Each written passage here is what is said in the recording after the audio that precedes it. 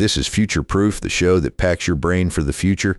Your hosts are Robbie and Terry, both 15 years old. Every week, they argue about the jobs, the technology, and the big ideas headed our way. So you're ready before they get here.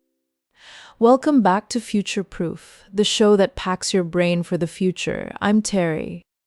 And I'm Robbie. And today we're asking the question nobody's asking enough. Should we colonize the ocean before we bother with space? Bold opener. I feel like everyone's obsessed with Mars lately, but the ocean is literally right here. Right? Like we've mapped more of the moon's surface than our own ocean floor. More than 80% of it is still unexplored. That statistic always wrecks me. There are mountains and canyons down there bigger than anything on land. The Mariana Trench alone is nearly 11 kilometers deep. You could drop Mount Everest in it and still have room. And yet we're planning million-dollar rocket trips to a planet with no air, no liquid water, and a really bad vibe. Mars does have a bad vibe, dust storms that last months, temperatures down to -60 on a warm day. Whereas the ocean, as hostile as it is, has something Mars definitely does not: fish. Critical point. Also, oxygen pressure we already understand, and a water cycle we're kind of attached to. So what would an ocean colony actually look like? Are we talking SpongeBob's Bikini Bottom?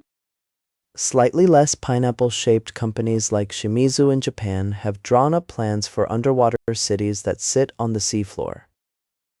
There's also the concept of semi-submersible platforms like oil rigs, but designed for people to actually live on long term. The ocean has its own brutality, though. Pressure at depth crushes steel. Saltwater corrodes everything. It's not exactly move-in ready. True, but we already have deep-sea habitats. Aquarius off the coast of Florida has been hosting researchers since the 1990s. Aquarius sits at about 19 meters down, not the crushing depths, but real underwater living. Scientists stay there for days at a time doing reef research. It's basically a submarine apartment for nerds, and I love it. High praise. But critics of ocean colonization say the engineering challenges aren't really cheaper than space, just wetter. Which is a fair point. Sustained pressure at depth, communication blackouts, supply chains. None of that is easy. Space fans argue the ocean is a dead end because Earth has a ceiling, limited land, limited resources in the long run.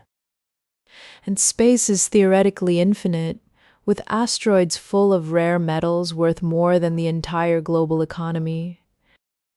One iron-nickel asteroid called Psyche is estimated to contain metals worth something like $10 quintillion.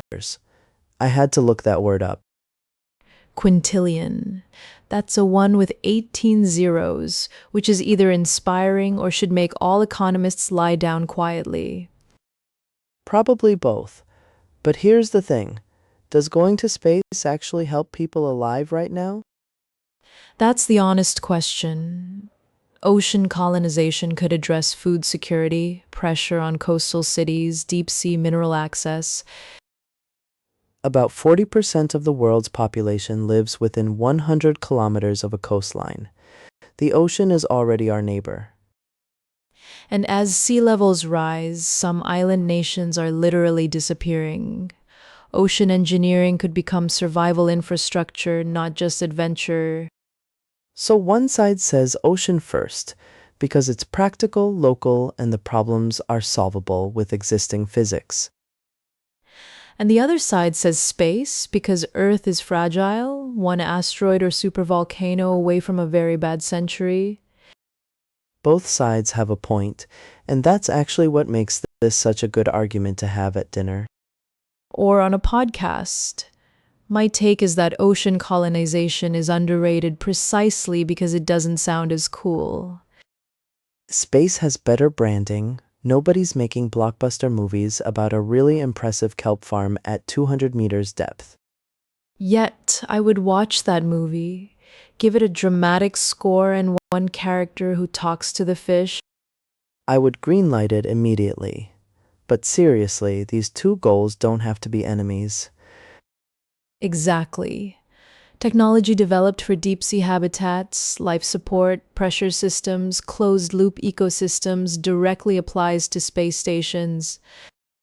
NASA has actually used underwater habitats to train astronauts because the environment mimics the isolation of space missions.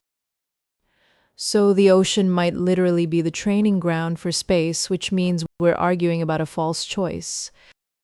Maybe the real future-proof move is both starting with the ocean because it helps people now and teaches us how to live off-planet later. That's the kind of answer that makes everyone slightly happy and slightly frustrated, which probably means it's right. My favorite kind of correct. Thanks for thinking this through with us today, and keep asking the questions that feel too big. Because those are exactly the ones worth asking. We'll link some reading on ocean habitats and deep sea exploration in the show notes.